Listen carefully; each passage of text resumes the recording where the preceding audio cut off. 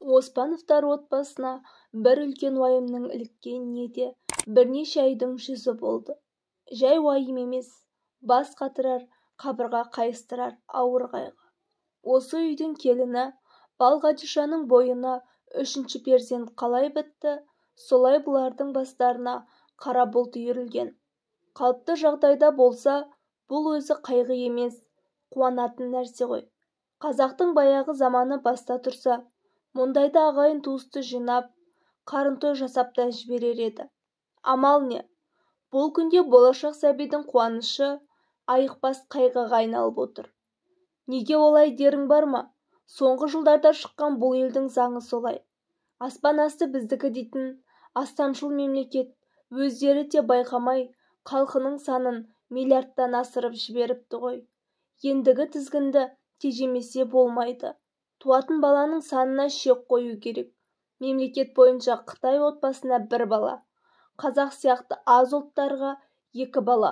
Одан асырсаң, басыңа пәле тілеп алғаның, қомақты айып төлейсің, қызметіңнен қуыласың. Күн көрістен қағылып қана қоймай, саясатқа қарсы адам ретінде әр алуан тергеу тексеруден өткізіп, ит терісін басыңа қаптайды. Ұрпақ қамы үшін бұл отбасы оған да көнуге бар еді. Бірақ бұлардың соған қолы жетпей отыр ғой. Бұларды одан да қатал жаза күтіп тұр. 3-ші баланы қайткен күнде де жарық дүниеге әкелмеу керек екен. Бұл елде оның амал-айласы көп-ақ, түсік тастатады. Одан уақыт өтіп кетсе, анасының ішінен жарып алады. 2 қабат әйелдер ерекше тізімде.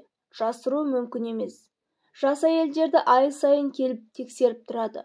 Болашақ сәбидің көзін құртқанша полиция мен акушер дәрігерлерде тыным жоқ. Не керек? Осы заң алғашқы шыққаннан бері медиктер жас нәрестелерді қынадай қырды ғой.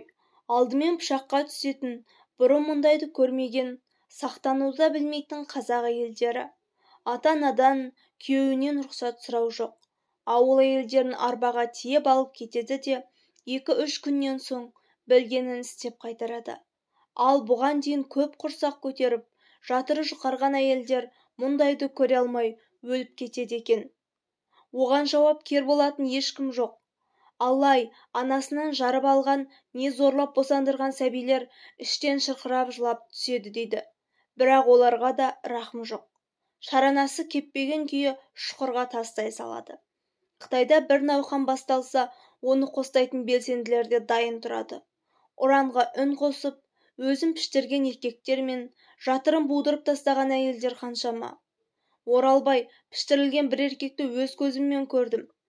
Әтекке айналған еркектің рухы сөніп, еңсесі мүлде түсіп кетеді. Осындайларды естіп, біліп, көріп жүрген Оралбай қарт келіні Балғадишаға ауыр аяқты дегенді ести салысымен, қалада тұратын ұлы мен келінді бастауышта оқитын 2 қызмен бірге ауылға көшіріп алған. Ауылы алыс еместі. Шәуешектен 10 шақырымдай жердегі жалғыз ағашта. Баласы Қабдырахым содан бері амал жоқ, қаладағы қызметінен аяқ асты, мотоциклін тырылдатып, ауылдан қатынап жүр. Оралбайдың ойы іске асса, келінін ауылда босандырып, немересін ешкімнің көзіне түсірмей сіңіріп әкетпек. Жеке қожалығы бар. Аумақты қоражайда өздері ғана тұрады. Кейін бала мәселесі сөз болса, Құдай жарылғап бәйбішемнің өзі туып алды дей салмақ. Апырай, бұл қазаққа төнген зауалдың алтын арты бола ма жоқ па? Ана бір жылдары халық коммунасы кезінде үй басты түтін шығартпай, ортақ қазанға телміртіп, бір қорлап еді. Мынасы одан да өтіп кетті. Әйтпесе ұрлық қылған адамша өз балаңды ел көзінен жасырып, ұрлап тудырды деген не сұмдық. Болашақ ұрпақ жарық дүниеге келмей жатып пышаққа түсетіндей, ол нәрестелердің жаздығы не? Бұл елде көп болса Қытай көп шығар. Шыңжаңдағы 1 миллион қазақ. Кімнің қазанына түсіпті? Кімнен тамақ сұрапты? Қайта сол ішкерідегі қалың Қытайды осы ел етпен, астықпен қамдап отырған жоқ па? Өз басы жетпеген соң, университет бітірген оқымысты ұлы Қабдырахымнан сұрайды ғой. Ол да ызадан жарыла жаздап жүрсе керек, жауабы тым қапалы әрі қысқа болды. Ой көке, Бұл елде миллиардтардан астам халық барын жаңа біліп жүрсің бе? Сондықтан бізде адамның бағасы тым арзан дейді. Түр тұлғасы әкесінен аумай қалған 30-дың ішіндегі жас жігіт. Мәселен, кассада 1000 миллиард доллары бар бай адам 1 теңгені ақша деп санай ма? Бұл да сол сияқты. Қытайда адам көп, жер тапшы. Дүниеге артық ауыз әкелгісі келмейді. Ендеше өз Қытайын шектей берсін. Қазақта несі бар дейді ұлының жауабына көңілі толмаған Оралбай. Менің немерем Қытайдың ырысын шеме? Не істейсің? Заң жұрттың бәріне ортақ. Әсілі Оралбайдың тұрмыс күйі жаман еместі. Ана жылы осы маңайдағы қалың төрт уыл Қазақстанға қопарыла көшкенде бұл Үрімжіде оқитын жалғыз ұлына қарайлап, өз қыстауынан қозғалмай қалып қойғанды. Елден айырылып, құлазып қалғаны болмаса, мұндағы тірлігі жаман болған жоқ. Алдартына қарамай, асығыс көшкен елдің жұртында көп мал, дүние мүлік қалмады ма? Сол иен қалған дүниеден бір зат дәулет жинап алған. Кейін реформа тұсында өз алдына жеке қожалық құрып, дөңгеленіп байып алды. Байлықты қойшы, тәйір дүние қолдың кірі. Ендігі арманы сол дүниеге ие болатын мұрагер немере сүю. Шүкір, қолдары құр емес. Қабдырахымның үйелмелі сүйелмелі 2 кішкентай қызы бар. Үлкені 5-де, кішісі 3-де оқиды. Алайда қыз бала жат жыртық қой. Әзірше сенің балаң болғанымен кейін өз өрісін тауып кетеді. Дегенмен Алла тағала осы жолы Оралбайдың тілегін беретін сияқты. Жақында Қабдырахым келіншегін қаладағы таныс дәрігеріне ертіп барып, УЗИге түсірген екен. Іште қошқардай ұл жатқан көрінеді. Тәңірім-ай, кішкентай Шүмектайы әлден ақ көрініп тұр дейді. Соны естігендегі Оралбайдың қуанышын айтып, сұрама. Дереу бір асқар басын айтып сойып, бір үйлі жан кішігірім той жасаған. Бірақ осыдан кейін ақ Орекеңнен маза кетті. Енді ол болашақ немеренің өмірін сақтап қалудың әр алуан жолдарын ойластыра бастаған. Бір інісі мен қарындасы ана жылғы көшпен бірге Қазақстанға өтіп кеткен. Анда-санда хат келіп тұрады. Айтыстарына қарағанда шекарадан тым алыстап кетпей, мына тұрған ірі жарға қоныстанған көрінеді. Енді міне олардың да бір кәдеге жарайтын кезі келді. Оралбай шамасы келсе, келіннің айы күні жеткенше ұлы мен екеуін арғы бетке асырып жібермек. Сол үшін Қабдырахымға өз айтып отырып туыстарына хат жаздырды. Солар жедел түрде Балғадиша мен Қабдырахымға шақырту қағаз жіберсін деген. Екеуі аман есен арғы бет асып, Оралбайдың немересін ата жұртқа барып тусыншы, бәлем Қытайлар не істей алар екен. Содан бері 2-3 айдың жүзі болды. Шақырту деген пәлесі келмей жатыр. Сақтық үшін туыстарына ұл мен келіннің жедел жолаушылау себебін ашық айтпағанды. Ондағылар арқаларын кеңге салып, күзге дейін бір келер деп отырма, кім білсін. Ал таяуда жазған хаттарында бұрынғыдай емес қазақ өкіметі шақырту алуды қиындатып жіберді. Бір кісіміз Астана жақта сол қағаздың соңында жүр депті. Ашқа тартқан кешке тартады деген осы да. Оралбайдың ойынша сондағы қазақ өкіметі шеттегі қандастарына салғырт қарайтын сияқты ма қалай? Ана жылы баланы шектеу заңы шығып, Қытайлар іштегі нәрестені шетінен қырып жатқанда, Қазақстан өкіметі қазақ салтына әрі адамшылыққа қарсы бұл заңға наразылық білдіріп, өз қандастарына ара түседі екен деген бір дақпырт сөз шыққанды. Бірақ ол үміт ақталмады. Шыңжаңдағы 1 миллион қазақтың жас төлін Қытайлар көктей орып жатқанда бір ауыз сөз айтуға жарамады ғой. Қаупің неден болса, ажалың содан деген. Сөйтіп жүргенде Оралбай от басына аяқ астынан қауіп төніп, ісі шатаққа айналды. Қанша жасырғанмен бұл күнде кімнің аузына қақпақ боласың?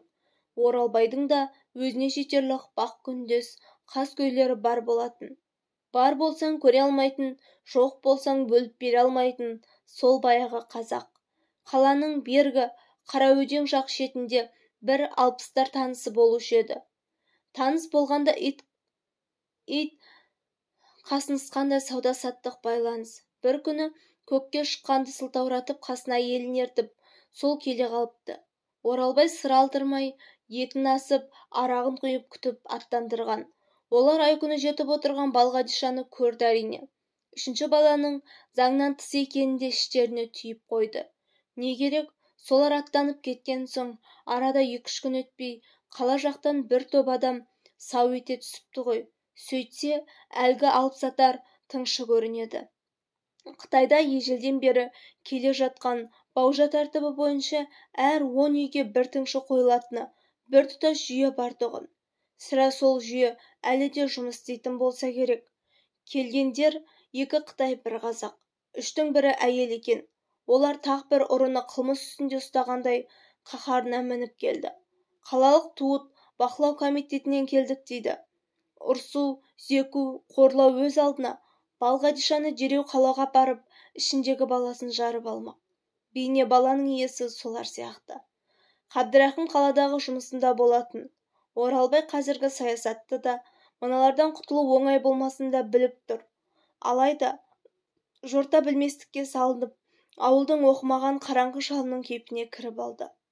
Ау, сендер қандай қақыларың бар, менің немеремде деген даусын көтере кіжініп. Менің келінім қанша бала туса да өз еркі емес пе? Мұның айтқан сөзін тілмәш қазақ Қытайшаға аударып, сонан соң олардың сөзін бұған қазақша түсіндіргенше біраз уақыт өтті. Сол баяғы 1000 рет естіген жарапазан. Мемлекет саясаты, ұлттар теңдігі. Оралбай бәрін біліп тұрса да, өп-өтірік түсінбестікке салып тұр. Өзге жұртта не қылсаң да өзің біл. Менің немеремде шаруаларың болмасын. Мен балаларымды өзім бағып қағамын. Өкіметтен көк тиын сұрамаймын. Отбасын асырауға малым да жерім де жетеді деп сарып тұрып алды. Бұл аралықта дәрігер әйел Балғадишаны оңаша бөлмеге апарып тексеріп жатқан. Бір уақытта далаға шығып, іштегі нәресте 7 ай, босануына 2 ай уақыт бар деп топ бастығына баяндап. Бәрібір анасын қалаға кету керек, баланы жарып алғаннан басқа амал жоқ деді. Орсақтыс Қытай дәрігер қатулана сөйлеп. Бұл кезде енесі Айтбүбімен қолтықтасып Балғадиша да далаға шыққан. Бәденді жас әйелдер 2 қабат кезінде толысып, тіпті әдеміленіп кетеді ғой. Балғадишаның да сондай бір нұрлана, толқысып тұрған шағы еді. Тек қарақат көздеріне қорқыныш аралас үрей бар. Тәңірім-ай, 2 қабат әйелге ішіңдегі балаңды жарып алам деп таптап бергенді кім көрген? Мұндайда зорлық болады екен. Қабдырахымға телефон соқты. Ол да келіп қалар деді. Балғадиша атасының қасына келіп. Қорықпа, балам, мен тірі тұрғанда ешкімде сені бұл жерден әкете алмайды деді. Оралбай әлденеге тас бекініп, сонан соң дәрігерлерге бұрылған. Былай істейік, сендер осы баланың орнына маған айып салсаңдар қайтеді? Бір бала қанша тұрады өзі? 2 есе бағасын төлеп сатып алайын деген шын ниетімен. Оның сөзін аудармақ арқылы ұғынған Қытай дәрігер бірден бас тартты. Алдымен қазақ шалының қараңғылығына үшеуі қарқылдап күлісіп алды. Жоқ, болмайды деді топ бастығы, түсін суыта басын шайқап. Баланы сатады, біздікі бас кетеді, ондайда заң жоқ. Осы мезетте қала жақтан мотоциклін дырылдатып Қабдырахым да жетіп еді. Оған да оңай дейсің бе? Өң түсі қашып, құр сүлдері тұр. Сен мыналармен өз тілінде сөйлесші деді Оралбай, баласына жігер бере сөйлеп. Келінді қалаға апарып, 7 айлық баланы жарып алмақ. Өздері мынаған көне ме екен? Балғадиша осында аман есен босансын. Сонан соң баланы қайда кетсе де өздері білсін. Қабдырахым дәрігерлермен Қытайша дылдырласып, недәуір ұзақ сөйлесті. Әйелінің баланы жарып алудан қорқатын, соған байланысты әкесінің өтінішін айтыпты. Жатса керек. Осылайша 2 жақ біраз ырғасқан соң, ақыры дәрігерлер әйелді үйде босандыруға мақұл болды. Аттанарда топ бастығы Оралбайға бұрылып, ақсақал, сіздің сұрауыңыз бойынша келініңізді үйде босандыруға келістік. Бірақ оған дейін сіздер жақтан мал-матан болмасын. Туатын күні жақындағанда біз қаладан дәрігер жібереміз деді. Қысық көзі қитарлана түсін суытып. Сонымен қаладан келген жаналғыштар аттанып кеткен. Алқымнан алып қысқаштай қысқан рахымсыз қолдан босанғандай үй иелері аз да болса тыныстап қалды. Шалау, Не білген ойың бар көзге көрінген соң? Ол күштік, көзін қиып өкіметке қалай бере салмақсың? Деді манадан бері сөзге араласпай үнсіз тұрған Оралбайдың бәйбішесі Айтбөпе. Шырқ етпе бәйбіше, бала олардың қолына тимейді. Ол туралы менің бір ойым бар, деді Оралбай, сол түнерген қалпы артық сөзге бармай. Бұл, анығын айтқанда, балта көтерілгенше дөңбек жол табады дегенің кер еді. Алдан күткен рақымсыз апатты бір күнде болса созу.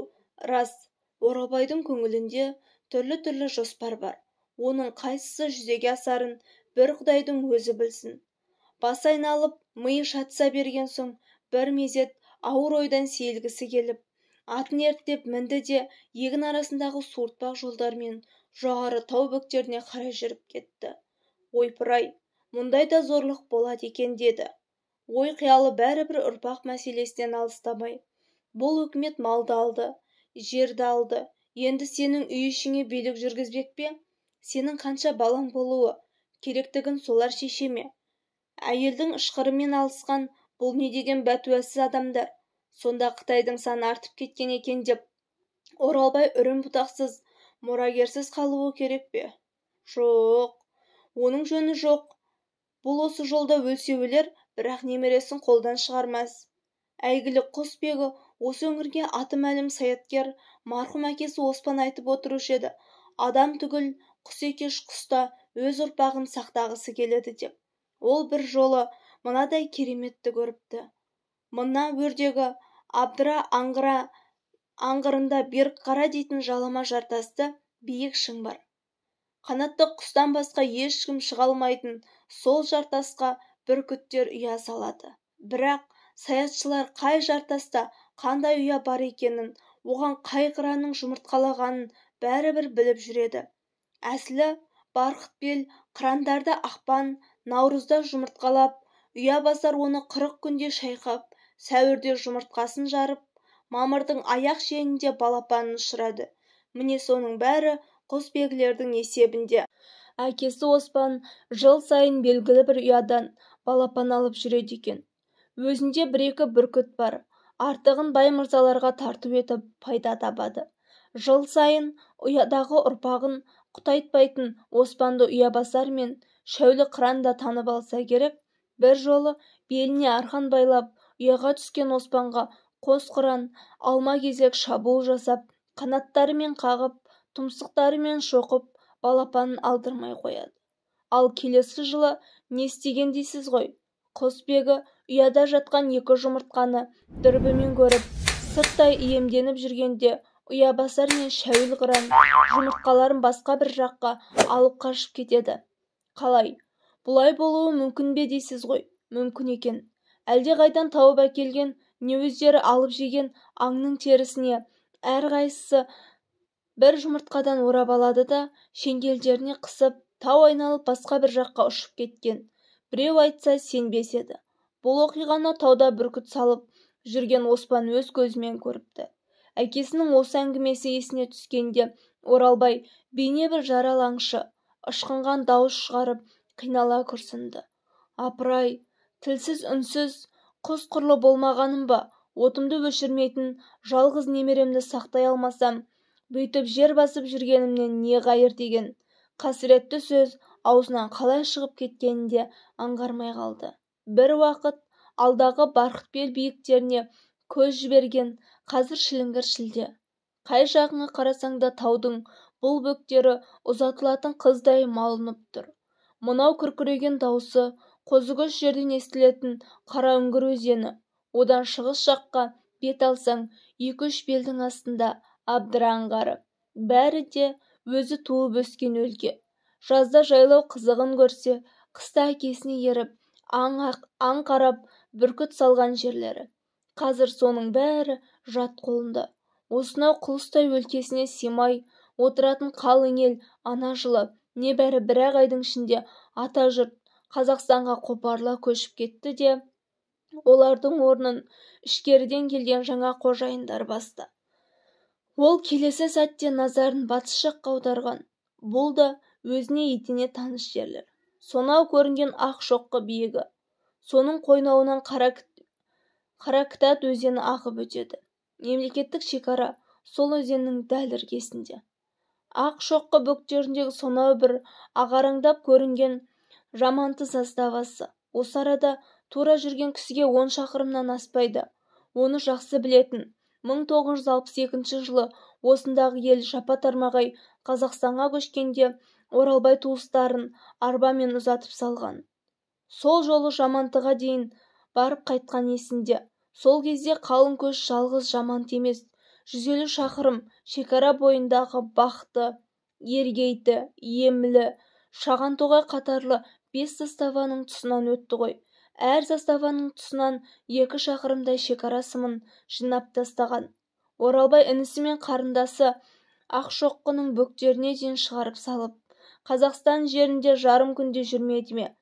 Айтып сойылған малдың етінен ауыз түйіп ата жұрттан дәм татып қайтқан. Сондағы басының әңкі-тәңкі боп қатқан-ай, елмен бірге кету керек пе? Әлде осында қалып оқудағы жалғыз ұлды күткені жөн бе? Егер сіздерге видео ұнаған болса, арнама тіркеліп, лайк, комментарий қалдыруды ұмытпаңыздар. Және де қоңырауша белгісін баса кетіңіздер. Арнамда шыққан жаңа видеоларды бірінші болып көру үшін. Назарларыңызға рахмет. Екінші бөлімін күтіңіздер.